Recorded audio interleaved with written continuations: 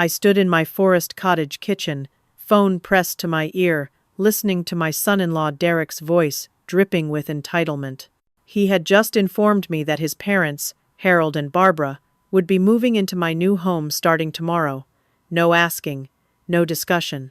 When I tried to protest, he cut me off coldly, telling me if I had a problem with it, I could pack up and move back to my cramped city apartment. I hung up without responding, staring out at the peaceful woods I had sacrificed everything to afford. My jaw tightened. I knew exactly what to do. The silence, after I ended that call, felt heavier than anything I had carried in my 42 years as a hospital administrator. I set my phone on the kitchen counter and looked around at the small cottage I had worked so hard to own. Every pine plank on these walls represented another shift I had taken, another holiday I had worked, another year I had postponed my retirement. My late husband Tom died 3 years ago. The life insurance he left behind was minimal, barely enough to cover his funeral and a few months of expenses. After that, I was on my own.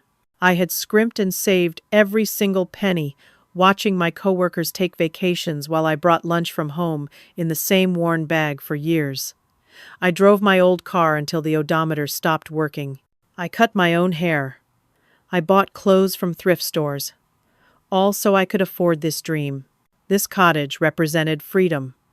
2 small bedrooms, a cozy living area, a kitchen just big enough for one person who liked simple meals. The forest surrounded me with towering pines and oaks, their branches creating a canopy that filtered sunlight into golden streams. I had a small porch where I could drink my morning coffee and watch deer wander past. I could read without interruption. I could garden in peace. I could finally breathe after decades of stress and loss. My daughter Jennifer married Derek 5 years ago.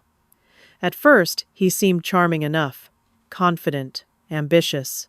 He talked about business opportunities and future plans. But gradually, so slowly I barely noticed at first, he became controlling. He managed all of Jennifer's money, even though she worked full-time as a dental hygienist. He made decisions without consulting her. He criticized her choices, her friends, her family. Most painfully, he criticized me. Derek had borrowed $5,000 from me 2 years ago for what he called a foolproof business opportunity. I never saw a penny of repayment. When I gently reminded him, he acted offended, as if I was being petty for mentioning it. He expected me to babysit their daughter Amy, who was 7 years old, constantly and without compensation. He would call at the last minute, assume I had nothing important to do, and get angry if I was unavailable. When I announced I was buying this cottage and moving 2 hours away from the city, Derek made comments about how I was abandoning Jennifer. He acted as though my retirement and peace were selfish indulgences I had no right to pursue. Jennifer became quieter over those years, more withdrawn. She stopped voicing opinions. She deferred to Derek on everything. It broke my heart, but I had tried talking to her, and she always defended him. I learned to bite my tongue to keep peace, to maintain my relationship with my daughter and granddaughter. But this cottage was supposed to be my line in the sand, my boundary, my space, and now Derek thought he could just take it. I spent that entire evening after his call researching tenant rights and property laws in my rural county. I documented everything, writing down the exact time Derek called, his precise words, his tone. I knew I needed evidence if this escalated. I thought about Harold and Barbara, Derek's parents. I had met them a handful of times at family gatherings. Harold was a loud, opinionated man who dominated every conversation. He had strong views on everything and believed everyone needed to hear them.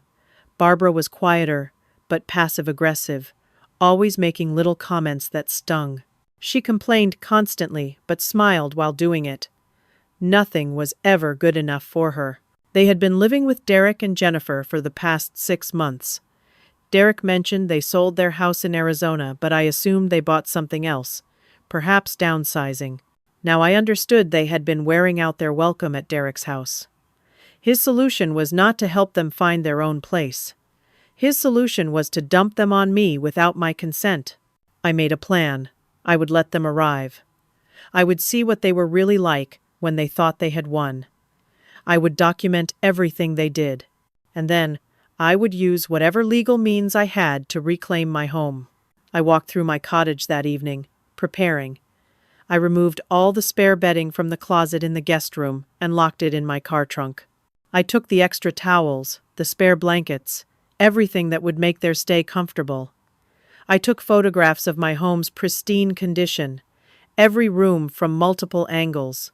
I went outside and turned off the valve to the propane tank that heated the guest room. The main house stayed warm from the wood stove and electric heaters, but that back room would be cold. I removed the shower head from the guest bathroom and hid it. The sink and toilet worked, but no shower. I unscrewed the light bulbs from the guest room lamps. I packed a bag with my important documents, my medication, some clothes, and my laptop. I hid it in my car trunk under a blanket. If I needed to leave quickly, I would be ready. I did not sleep much that night. I sat on my porch in the darkness, listening to owls call to each other across the trees.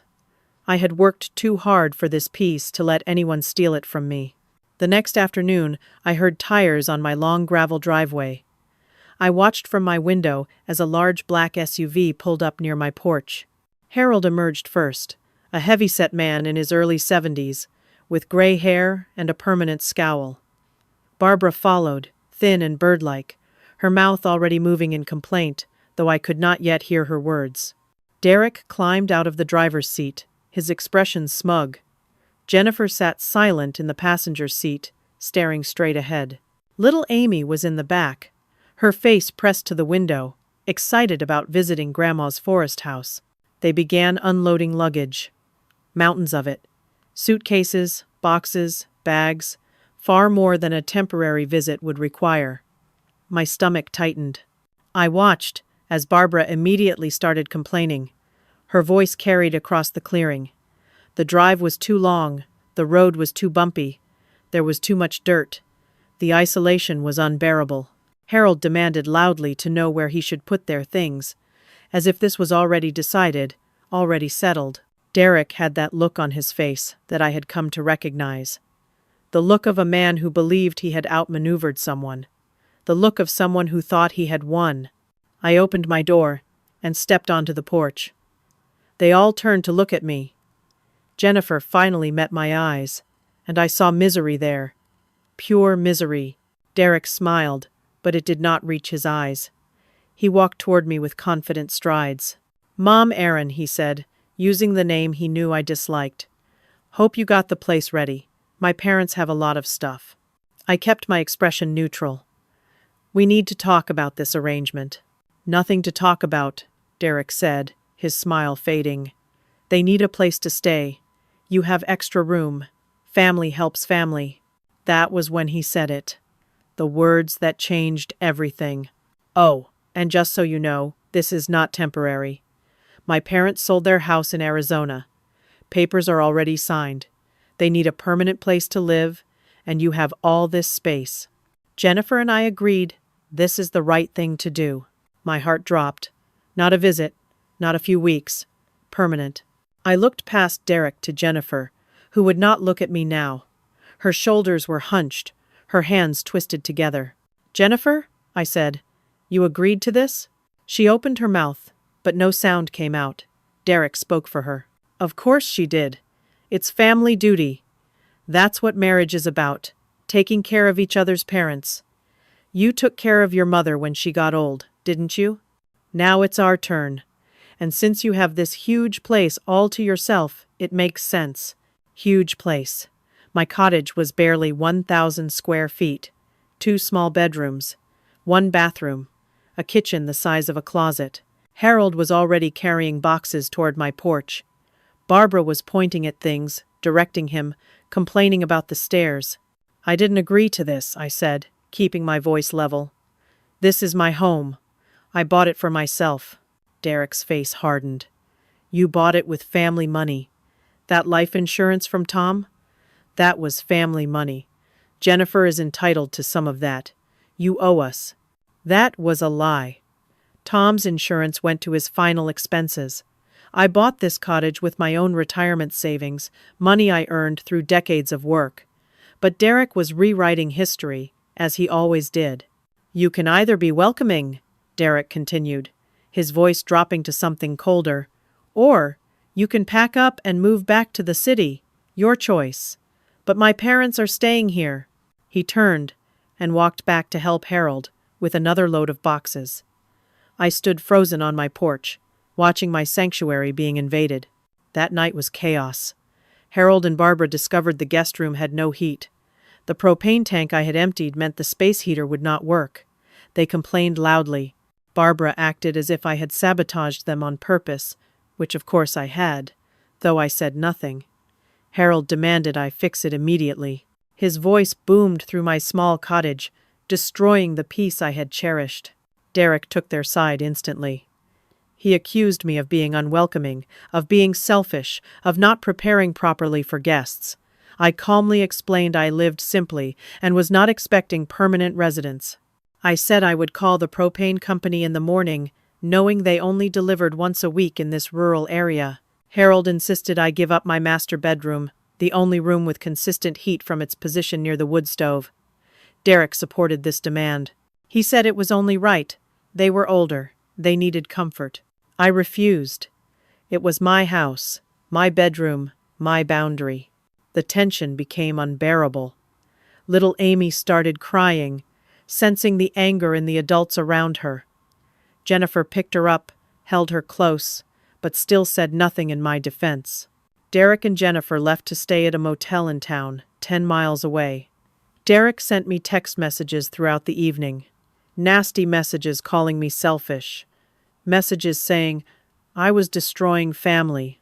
Messages threatening that I would regret not cooperating. Harold and Barbara spent the night in the cold guest room, piling on blankets they had brought, making dramatic scenes about freezing.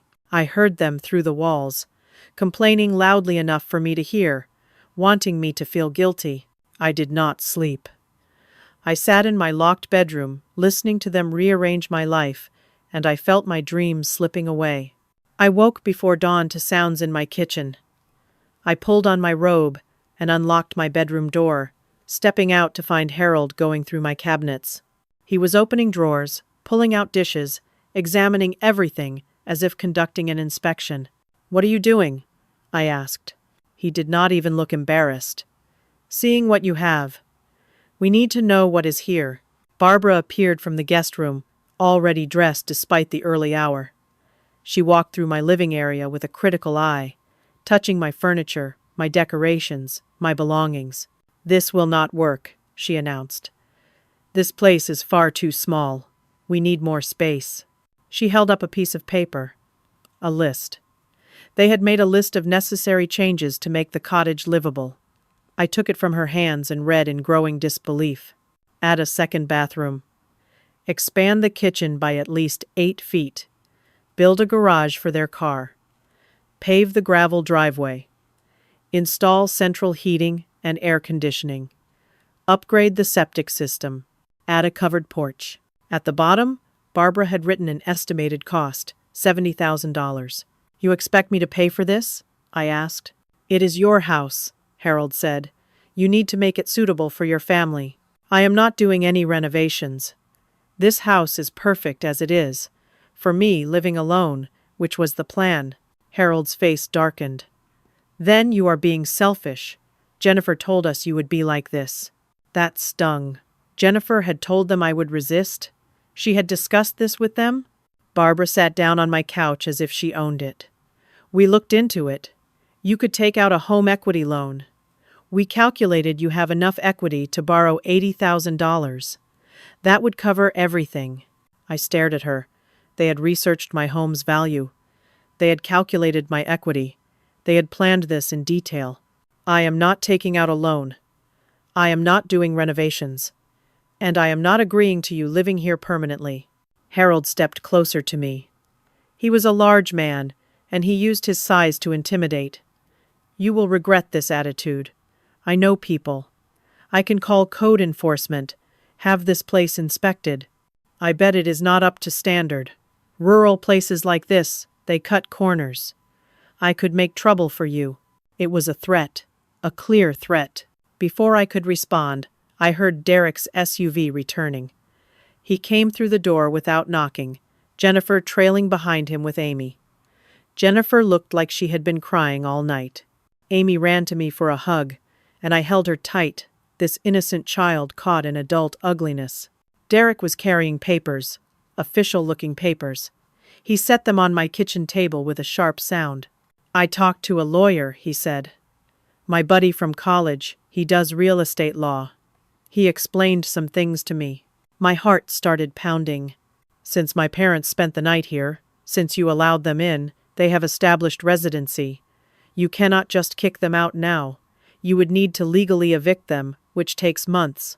60 to 90 days minimum, probably longer in this county because the courts are backed up." He smiled. That cold, calculated smile. "So here is an easier solution. These papers transfer ownership of the cottage to Jennifer. That way, it is not just your house, it is family property. Jennifer can approve the renovations we need.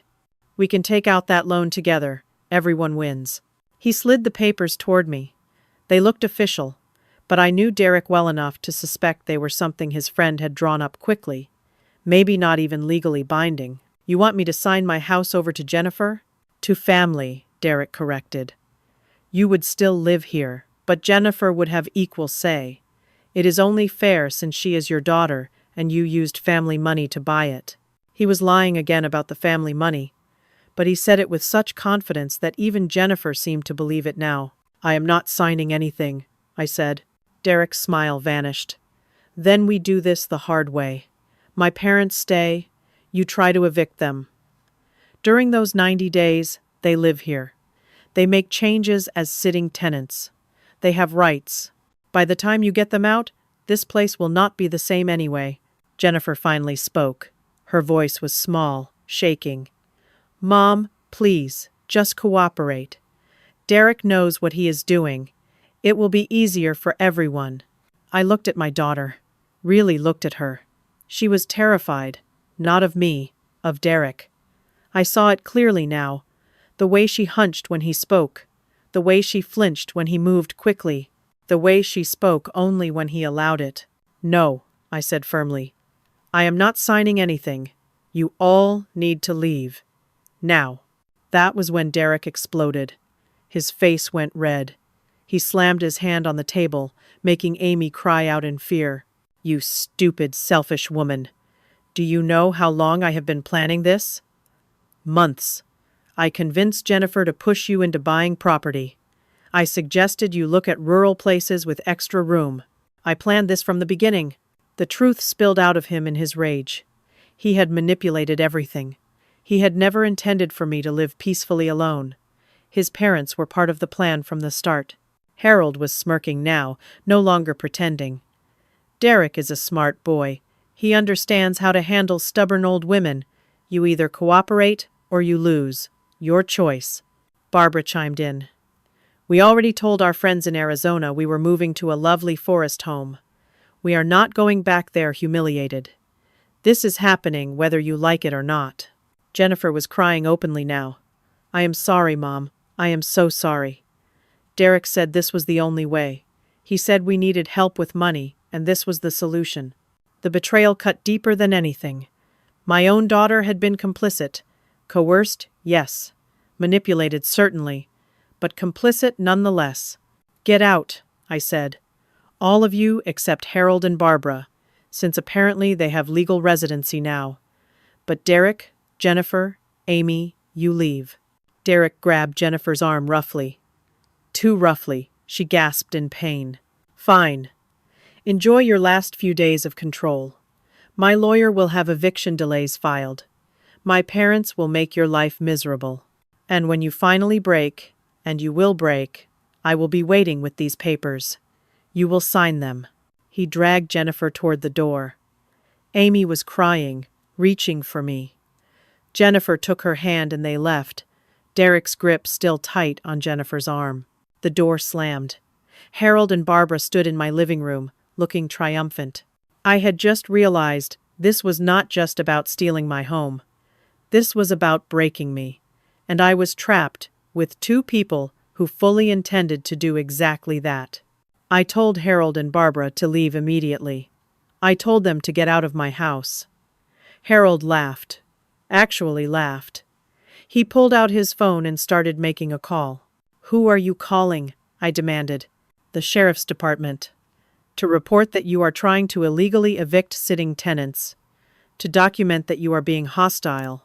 Barbara started unpacking their belongings, spreading them throughout my living room. Suitcases opened, clothes draped over my furniture, their possessions claiming territory. I grabbed my phone and called the sheriff's department myself. I explained the situation. A deputy told me that since they were invited onto the property by Derek, who claimed Jennifer had ownership interest, and since they had spent the night, this was now a civil matter. Eviction would need to go through the courts. 60 to 90 days minimum. I hung up feeling sick. Harold was right. I was trapped. That first week living with them was a nightmare. They took over. Harold rearranged my furniture without permission. He claimed the layout was inefficient. Barbara went through my belongings, throwing away things she deemed junk. I found boxes of my possessions by the trash. My books, my crafts, my memories. They ate all my food and never contributed money. I kept my food budget tight, buying what I needed for simple meals. They devoured everything. Harold would eat an entire package of lunch meat in one sitting. Barbara made elaborate breakfasts using all my eggs, my bread, my butter. When I mentioned they should contribute to groceries, Harold said they were guests and I was being rude. They blasted the television at all hours. Harold watched news channels at maximum volume, shouting at the screen. Barbara watched shopping networks late into the night, the sound echoing through the thin walls. I could not sleep. I could not think. My peaceful cottage had become a prison of noise. Harold made long-distance calls on my landline. I discovered this when the phone bill arrived, $70 higher than normal. When I confronted him, he said he had important business to conduct. I unplugged the landline. He plugged it back in when I was not looking. Barbara left messes everywhere. Dishes piled in the sink, towels on the floor, food wrappers on counters. I would clean, and within hours everything was destroyed again.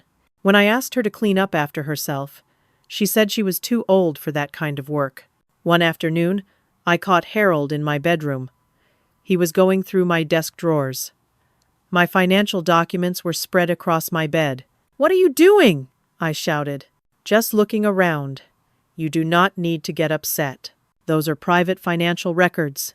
Not private if you are hiding assets from family. Derek said you might be hiding money." I realized they were building a case, looking for proof I had more money than I claimed, looking for ammunition to use against me in their scheme. I started locking everything.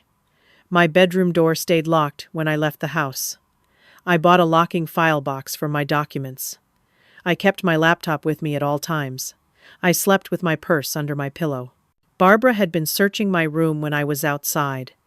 I found evidence. My drawers were not quite closed the way I left them.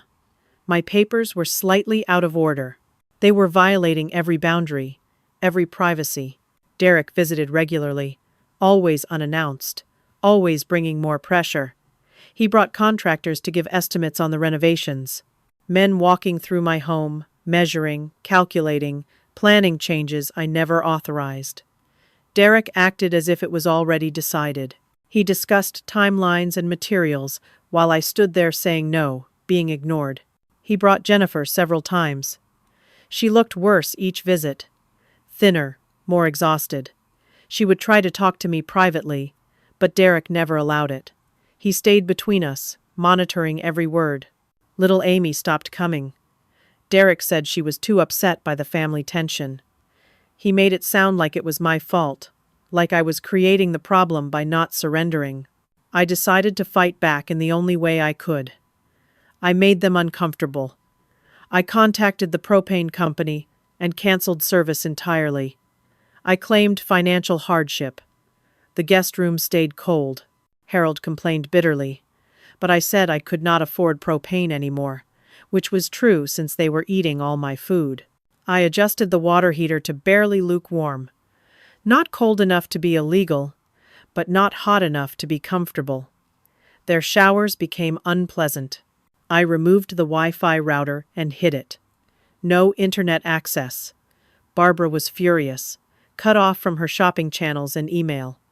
Harold could not watch streaming news. They had to suffer through basic cable like I did.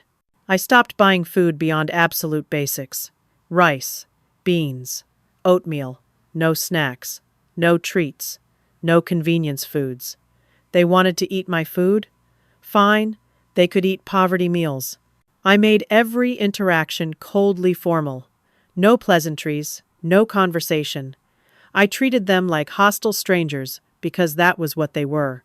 I documented everything they did wrong, every mess they made, every item they damaged, every boundary they violated. I took photos. I wrote detailed notes with dates and times. I was building a case for eviction. I contacted a lawyer in the county seat, driving there during one of my escapes from the cottage. The lawyer reviewed my situation. She said I had grounds for eviction based on their behavior, but it would take time. She started the paperwork, filing fees, court dates, notices. The wheels of justice moved slowly. 2 weeks into this nightmare, I came home from the lawyer's office to find disaster. There were cars in my driveway I did not recognize. Official-looking cars. I walked inside to find Harold talking to a woman with a briefcase. She wore a county badge. Adult Protective Services. My blood went cold. The woman introduced herself. Her name was Carol. She said she received a report that an elderly woman at this address was living in unsafe conditions and showing signs of mental incompetence. The report was filed by Harold Patterson, concerned family member. Harold stood there looking grave and concerned. Barbara sat on my couch, dabbing her eyes with a tissue, the picture of worry. Carol asked if we could talk privately. I took her to my bedroom. She asked questions about my health, my finances, my daily routines. I answered carefully, but I could hear the defensiveness in my own voice. I sounded paranoid. I sounded like exactly what they were claiming. Carol asked to see the house. I showed her. She noted the rustic conditions, the wood stove heating, the simple furnishings, the lack of propane service. In the context Harold provided, it looked like neglect rather than choice. Carol interviewed Harold and Barbara. Through my door, I heard them. They claimed I was forgetful. They said I was paranoid, accusing them of things they never did. They said I neglected basic home maintenance. They painted a picture of a confused old woman unable to care for herself properly. Carol said she would schedule a follow-up evaluation in 3 days. She would send a mental health professional. She took notes on everything. She was professional, but clearly concerned. After she left, Harold smiled at me. "You should have just signed the papers." I understood then. This was not just about the house. They were trying to have me declared incompetent. If they succeeded, I would lose control of everything. My finances, my property, my life. Barbara spoke sweetly. "We are just worried about you, dear. You have not been yourself. Maybe you do need some help managing things." Derek arrived an hour later with new papers. A guardianship petition. He was filing for emergency guardianship over me, claiming I was a danger to myself and others. The court date was in 2 weeks. He laid it all out for me. He had 3 witnesses who would testify I was incompetent. Himself, Harold, Barbara. He had the police report from when they first arrived, where I had seemed defensive and paranoid to the deputies. He had the Adult Protective Services report that was now on file. He had the social worker's concerns documented. I had nothing but my word. "You can end this right now," Derek said. "Sign the cottage over to Jennifer. Drop the eviction proceedings. Let my parents live here peacefully. I will withdraw the guardianship petition. Everyone moves on." It was blackmail. I refused. I told him to get out. He shook his head. "You have 1 week to reconsider. After that, you lose everything anyway. But it will be much harder. Courts, evaluations, Public records. Everyone will know you lost your mind. Is your pride worth that? He left. Harold and Barbara stayed. They were smiling now. They knew they had me cornered. That night, after they went to bed, I sat in my locked bedroom and cried. I had escaped a lifetime of struggle to find peace, and they were taking it all away. They were not just stealing my home. They were stealing my identity, my autonomy, my very self. I felt more trapped than I had ever felt in my entire life. I spent 3 sleepless nights preparing for the social worker's visit. I gathered references from my former employer at the hospital. I called my supervisor and explained the situation. She wrote a letter attesting to my 42 years of competent, reliable work. She called me one of the most organized and capable people she had ever known. I contacted my doctor. She wrote a statement confirming I had no cognitive issues, no mental health diagnoses, no signs of dementia or confusion. I was physically healthy for my age, mentally sharp, and fully capable of independent living. I gathered my bank statements going back 3 years. Every bill paid on time, every transaction logical and reasonable. My finances were managed perfectly.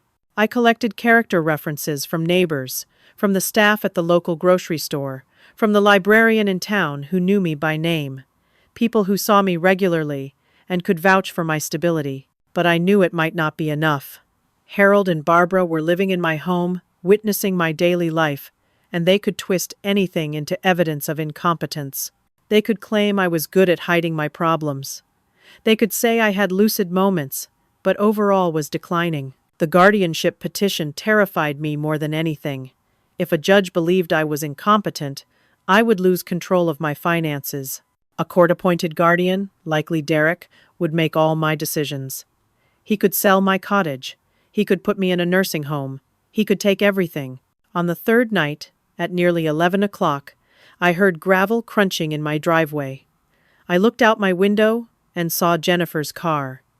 She was alone. She parked and sat there for several minutes before getting out. I met her at the door before she could knock. I did not want to wake Harold and Barbara. Jennifer looked terrible. Her eyes were swollen from crying. She had lost weight.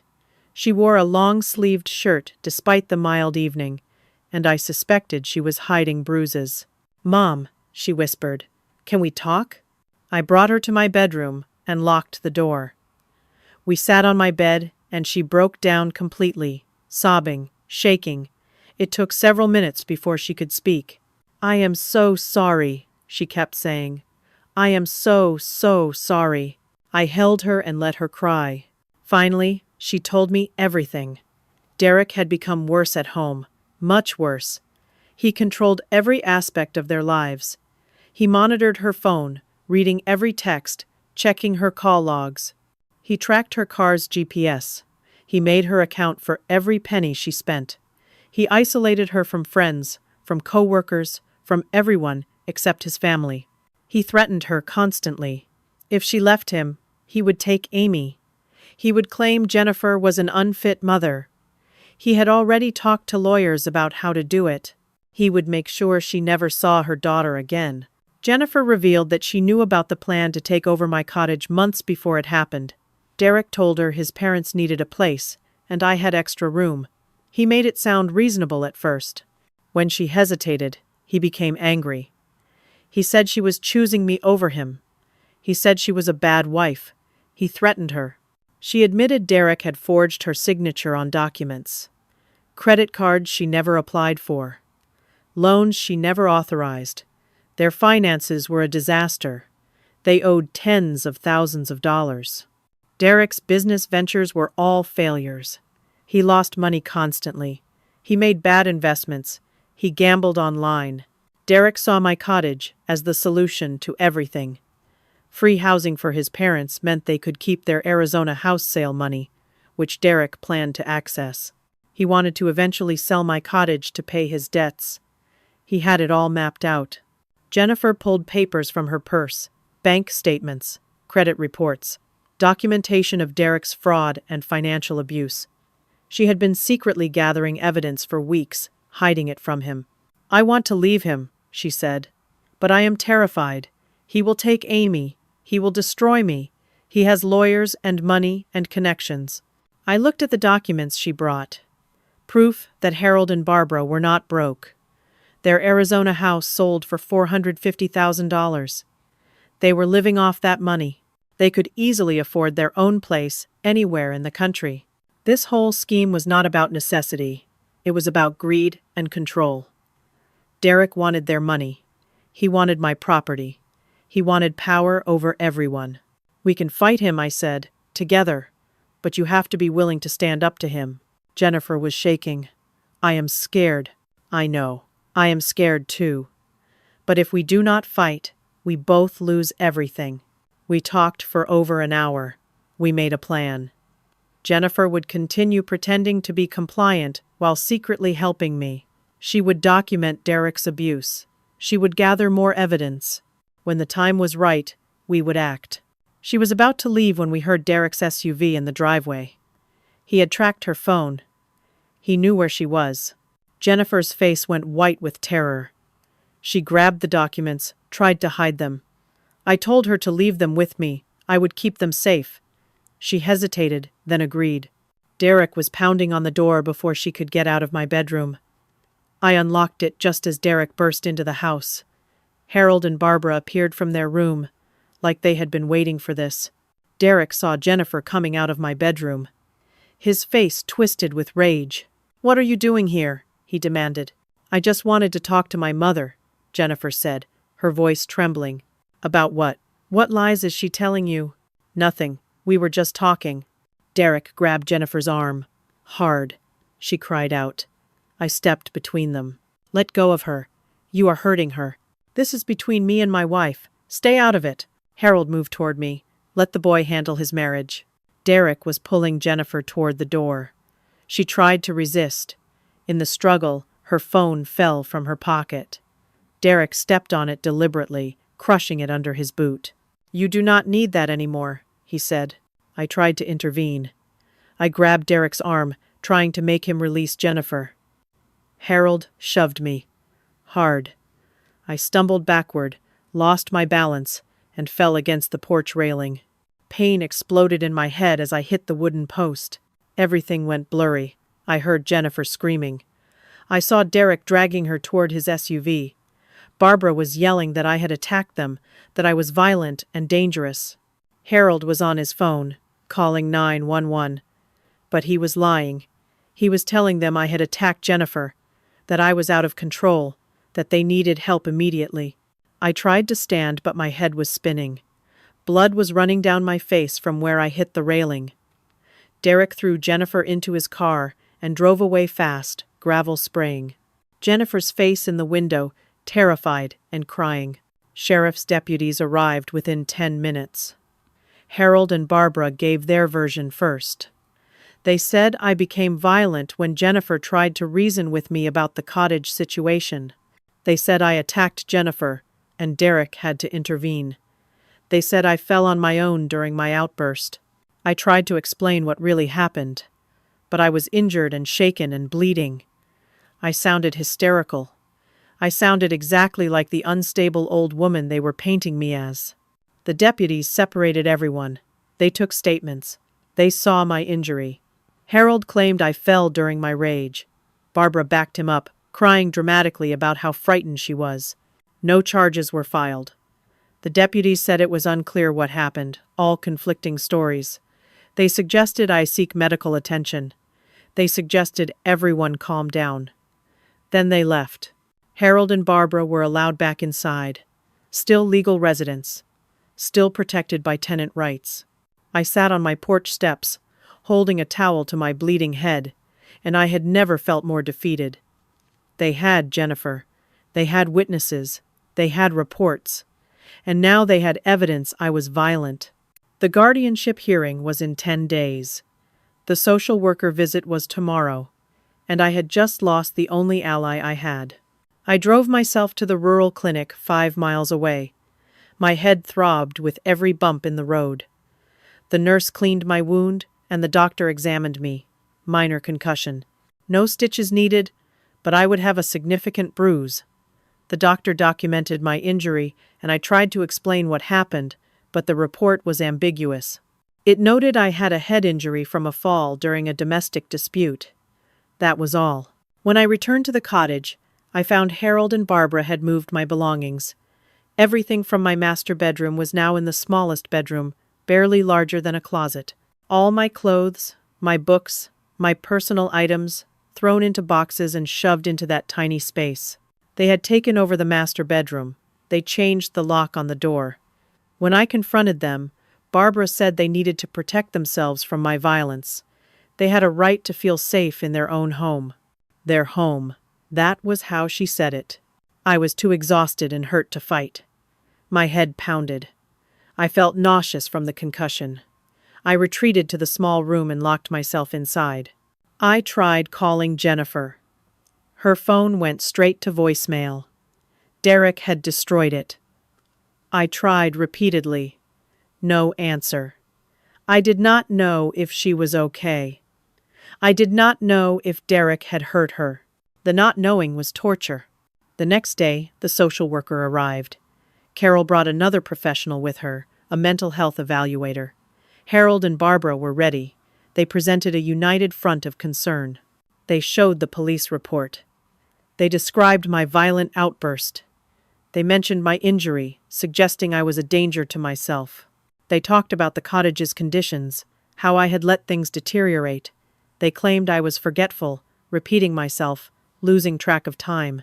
The mental health evaluator interviewed me in the small bedroom I now occupied. I tried to explain the truth, that they were scheming to steal my property, that Derek was abusive, that this was all a coordinated attack. But I heard how I sounded, paranoid, defensive, claiming conspiracy. My head injury made me confused at times, losing my train of thought. The concussion symptoms made me seem exactly like what they claimed. The evaluator asked me questions. Some I answered well, others I struggled with, my thoughts scattered from pain and stress and sleeplessness. She took notes on everything. Carol and the evaluator conferred privately before leaving. Carol told me they would be filing a report with the court. There would be a follow-up evaluation required before the guardianship hearing. I needed to be assessed for my own safety. After they left, Harold looked satisfied. Told you, you cannot win this. Days blurred together. I barely ate. I could not sleep. My head hurt constantly. I felt the walls closing in. Derek visited with more papers. The guardianship petition had been fast-tracked due to concerns about my safety. The hearing was moved up to 4 days from now. He had filed for emergency guardianship. He laid out his case. 3 witnesses testifying I was incompetent. Police reports. Adult Protective Services reports. Social worker concerns documented. Mental health evaluation noting my confusion and paranoid statements. Medical records of my injury occurring during a violent episode. I had character references and bank statements. He had official reports and witnesses and documented incidents. Last chance, Derek said. Sign over the cottage. Drop the eviction. I withdraw the guardianship petition. We all move on. You will never let me live here in peace even if I sign, I said. Probably not. But you will at least have some dignity left. Better than being declared mentally incompetent in court. That goes on public record. Everyone will know. Your friends, your former co-workers. Everyone. He was offering me a chance to surrender quietly rather than be destroyed publicly. I still refused. Some part of me, stubborn and terrified, refused to give in. Derek shrugged. Your funeral. Enjoy your last few days of freedom. That night, I caught Harold on my laptop. I had left it on the kitchen table for just a minute while I went to the bathroom. When I came back, he was typing, accessing my bank account. What are you doing? I shouted. He did not even look guilty. Checking your finances. You have been hiding money. Derek said you probably have accounts we do not know about. I grabbed the laptop from him. He had attempted to transfer $500 from my savings to an account I did not recognize. The transaction was pending, not yet completed. I canceled it immediately and changed all my passwords while he watched. "You are stealing from me," I said. "Prove it. You are mentally incompetent, remember? Probably just confused about your own transactions." I wanted to scream. I wanted to throw him out physically, but I knew any violence would be used against me. So I took my laptop to my small bedroom and locked the door. Later that night, Derek returned. With Jennifer. She looked worse than before. She had a fresh bruise on her arm. She would not meet my eyes. Derek had Amy with him this time. My granddaughter looked scared and confused. She did not understand what was happening, but she knew it was bad. Derek made his announcement. He had found a residential care facility, a nursing home. It specialized in memory care and behavioral issues. He showed me a brochure. The place looked institutional and depressing. "After the guardianship is approved, you will be moving here for your own safety. I do not need memory care. I do not have dementia. The professionals disagree. You are a danger to yourself and others. This facility can provide the care you need." Barbara spoke up, sounding enthusiastic. "It is actually quite nice. They have activities. Other people your age.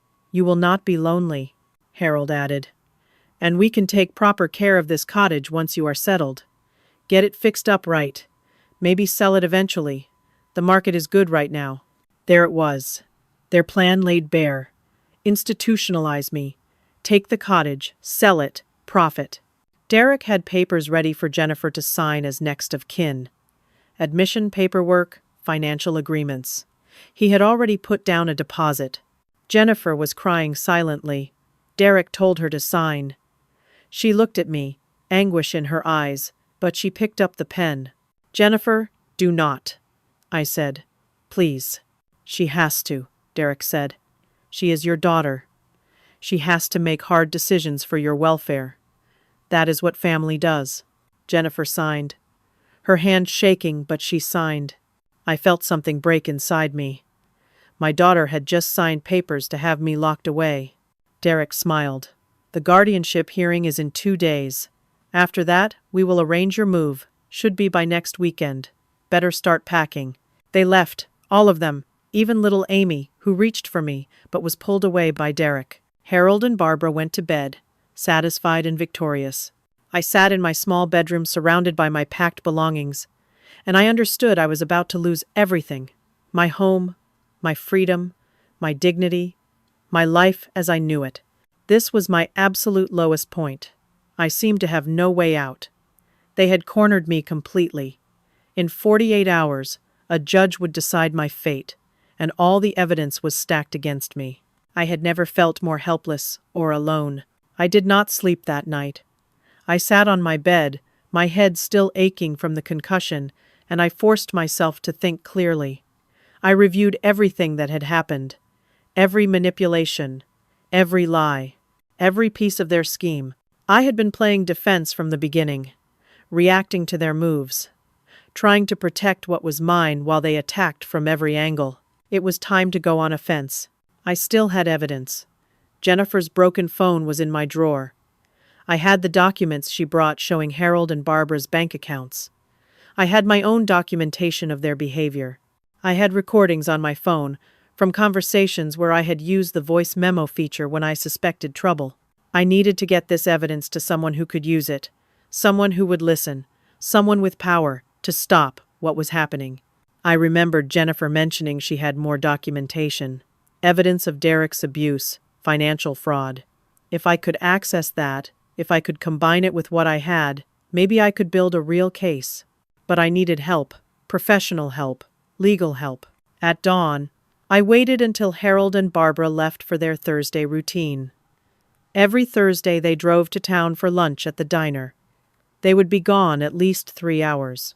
The moment their car disappeared down my driveway, I moved fast, despite my lingering concussion symptoms. I searched my own house, looking for anything else they might have left behind. I found Harold's laptop. He had forgotten it in his rush to leave. It was unlocked. I opened it, and my hands shook as I found his email. I discovered months of messages between Derek and Harold, planning this entire scheme, discussing strategy, coordinating their stories, talking about how to manipulate me into signing over the cottage.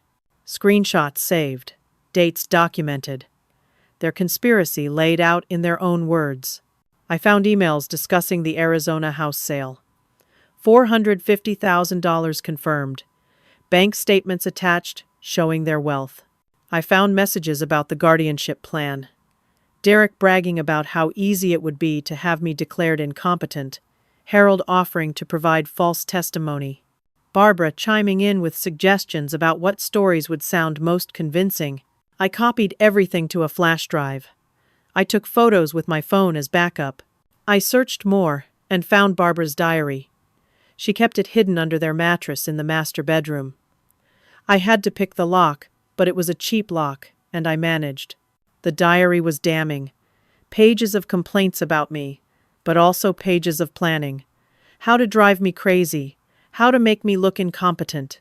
Specific strategies. She wrote about getting the old woman out of the way so they could finally enjoy the cottage properly. Photos taken.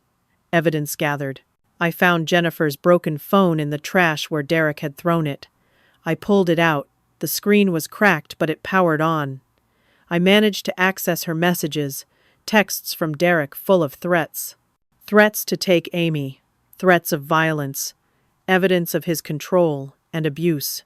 I downloaded everything I could before the battery died. I had perhaps 2 hours before Harold and Barbara returned. I got in my car and drove to the county seat, 45 minutes away. I went to the office of an attorney who specialized in elder law and abuse cases. I did not have an appointment, but I begged to be seen. The receptionist saw my desperation, and the attorney agreed to talk to me. Her name was Patricia. She was in her 50s. Sharp eyes, no-nonsense attitude. I laid out everything. I showed her all my evidence. The emails, the diary, the texts, the bank statements, the voice recordings, the timeline of events. Patricia listened carefully. She asked detailed questions. She made notes. When I finished, she sat back and looked at me seriously. "This is criminal," she said. "Attempted exploitation of an elderly person, fraud, extortion, domestic violence. This goes beyond a civil property dispute." She picked up her phone and called the district attorney's office. She had connections there. She explained the situation. They were interested. Very interested. Patricia also called a domestic violence advocacy organization. They specialized in helping abuse victims escape. They could help Jennifer and Amy. We spent 2 hours building a coordinated plan. Law enforcement would be involved, but timing was critical. We needed Jennifer's cooperation. We needed to act before the guardianship hearing. We needed to catch them all together with evidence. Patricia helped me draft a message to Jennifer. We sent it through Jennifer's work email, which Derek did not monitor. The message explained everything. The evidence I had gathered, the help available, the plan to stop Derek. Jennifer needed to trust me one more time. She needed to be ready to act. I drove back to the cottage. Harold and Barbara had just returned. They did not suspect anything.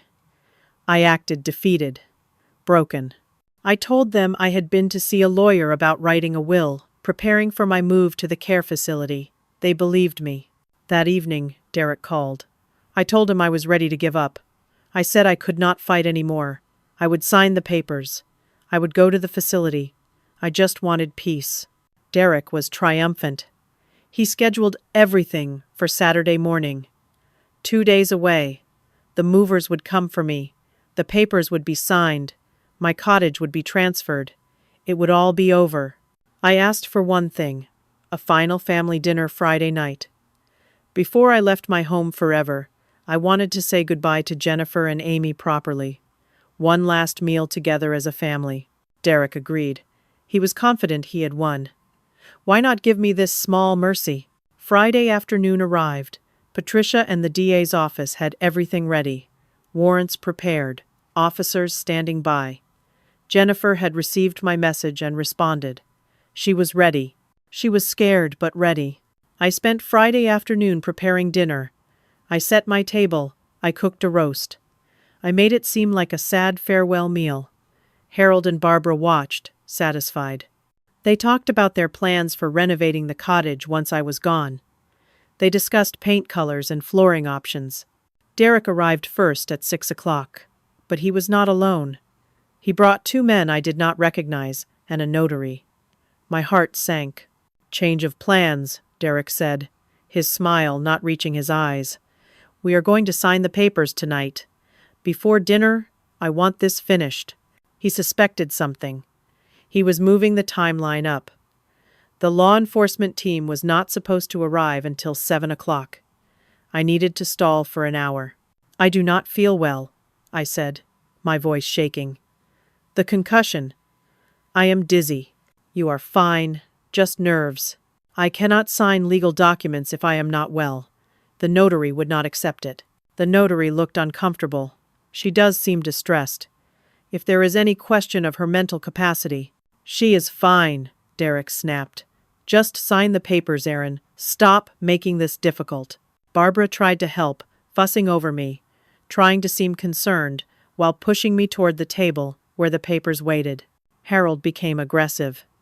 "Just sign them, you stubborn woman. It is over. Accept it." Little Amy started crying. She did not understand what was happening, but the tension frightened her. Jennifer picked her up, held her tight. I saw Jennifer's eyes. She was terrified, but there was something else there. Determination. She was waiting for my signal. I pretended to feel faint. I sat down heavily. I asked for water. I was stalling, buying minutes. Derek grew more frustrated. He paced. He checked his watch. He clearly wanted this done quickly. My phone buzzed in my pocket. A text from Patricia. One word. Now. The doorbell rang. Derek assumed it was more of his people. He opened the door with an irritated expression, ready to rush whoever it was. Instead, he found sheriff's deputies and an investigator from the district attorney's office standing on my porch. They were not there for a courtesy visit. They had badges out. They had papers in hand. "Derek Morrison?" the lead deputy asked. "Yes." "You are under arrest for attempted exploitation of an elderly person, fraud, and extortion." Derek's face went white. "What? This is ridiculous." The deputy began reading him his rights.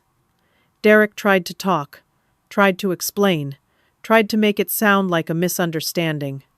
But they were not interested in his explanations. Harold stood up from the couch. "Now wait just a minute." "Harold Patterson?" another deputy asked. "Yes. You are also under arrest.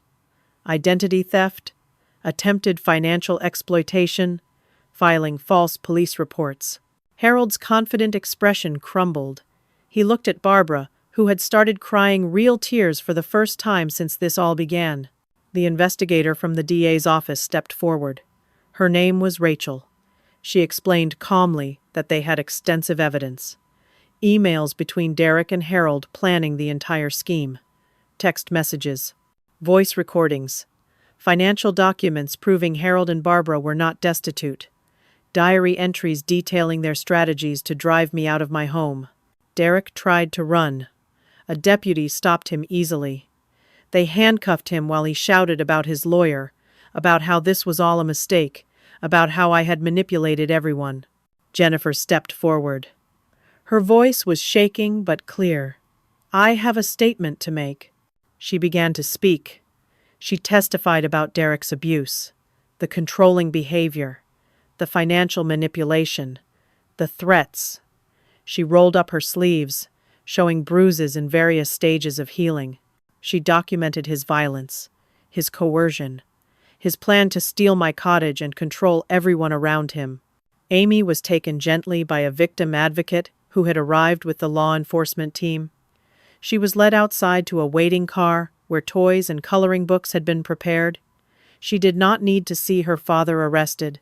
The notary and Derek's 2 associates tried to leave quietly. Rachel stopped them.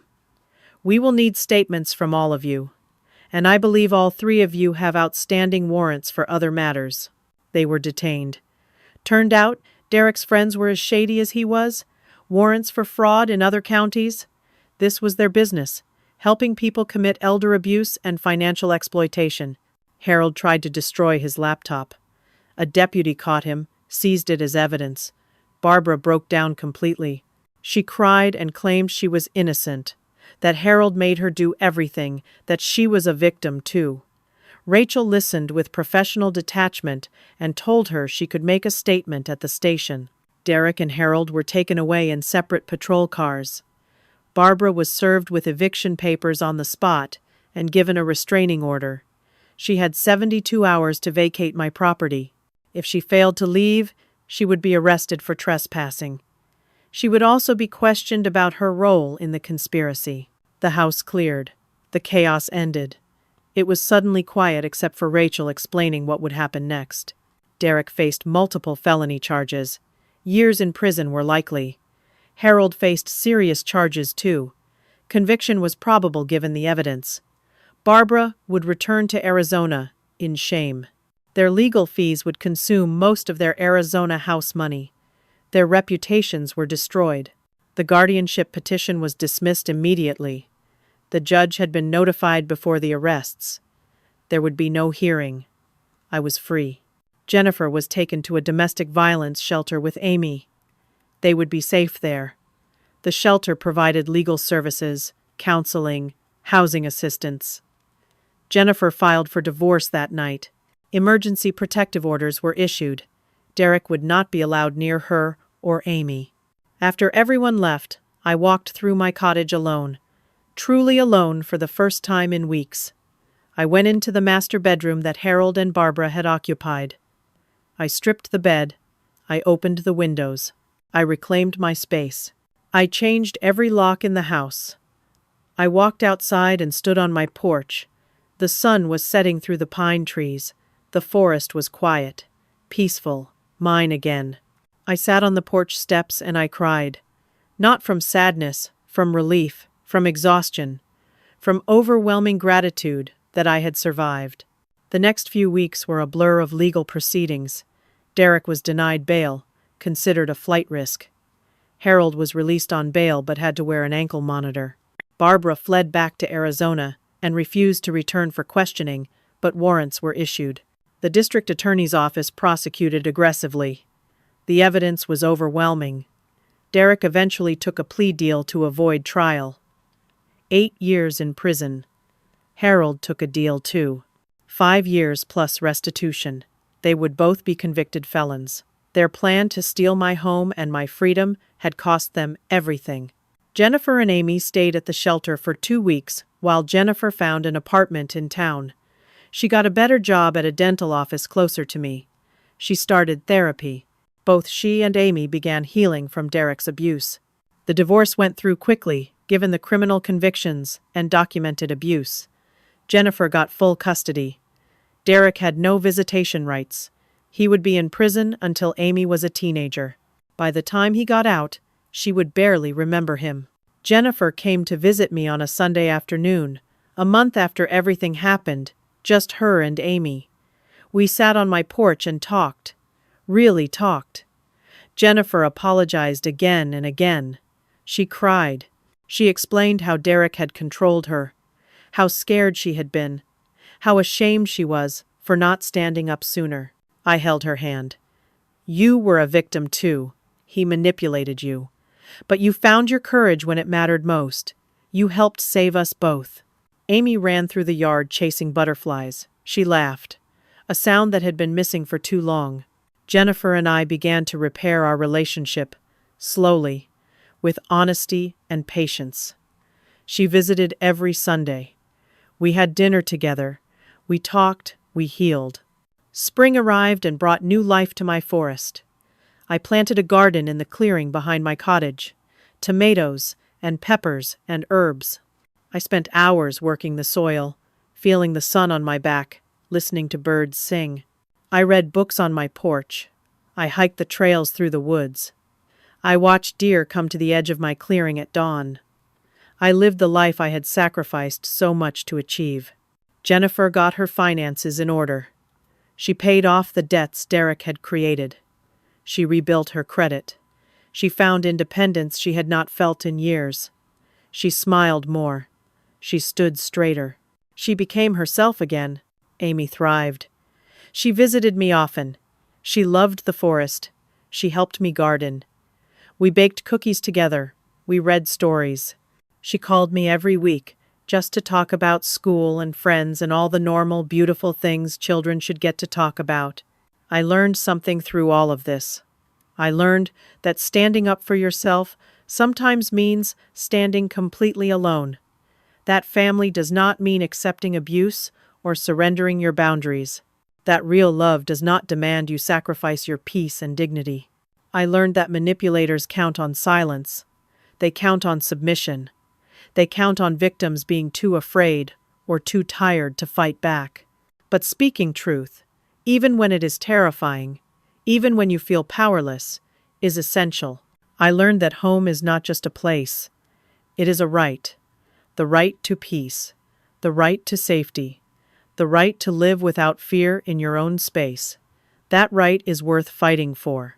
I learned that I had more strength than I knew. That 68 years of life had taught me resilience I could draw on when I needed it most. That age does not make you weak or helpless. Experience and determination are powerful weapons. Most importantly, I learned that protecting your peace is not selfish. It is survival. It is necessary. You cannot pour from an empty cup. You cannot help others if you have been broken yourself. Setting boundaries is an act of self-preservation, and there is no shame in that. As I sit here now on my porch, watching the sunset paint the sky orange and pink, I feel something I have not felt in years.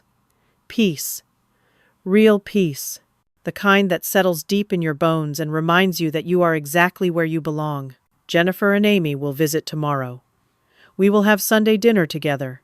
We will laugh. We will plan our week. We will be a family again, but on terms that respect everyone's dignity and freedom. The forest whispers around me, branches swaying in the evening breeze. I take a deep breath of pine-scented air. I am home, on my terms, free. And that freedom tastes sweeter than anything I have ever known. I want to ask you something.